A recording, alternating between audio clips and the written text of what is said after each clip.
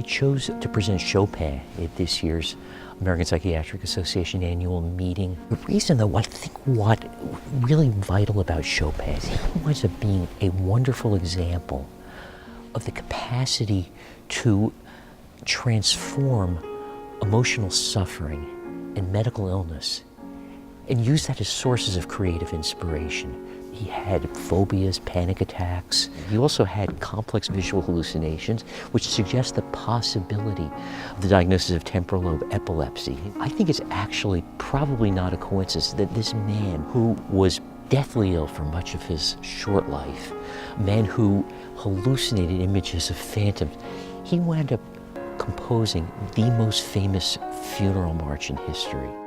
Chopin lived his entire adult life as a refugee.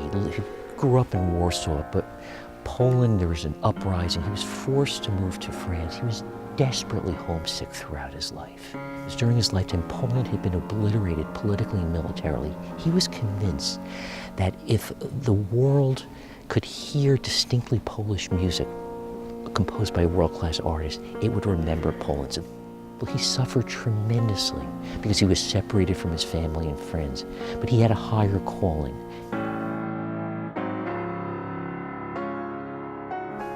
The first program that I did at the APA, one of these musical sessions, I believe was in 1998, so I've been doing them more or less annually since then. There are several reasons why I do it. One of them is that there seems to be some epidemiologic data which suggests that the incidence of psychiatric illness in populations of artists and poets, writers, painters, musicians is greater than in the general population. Many of the greatest composers have been floridly mentally ill. Schumann, for instance, classic case of bipolar disorder, but he composed prior to the era of effective psychopharmacology. Tchaikovsky, who was chronically suicidally depressed. Last year I presented the case of Sergei Rachmaninoff, who had severe writer's block and wound up dedicating his second piano concerto to his psychiatrist. So there's a lot of mental illness in populations of artists. This is something that I'm looking to bring out.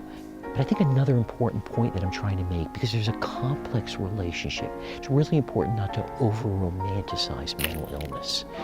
Because most people that we see, most people who are depressed, they're just too paralyzed to write a symphony.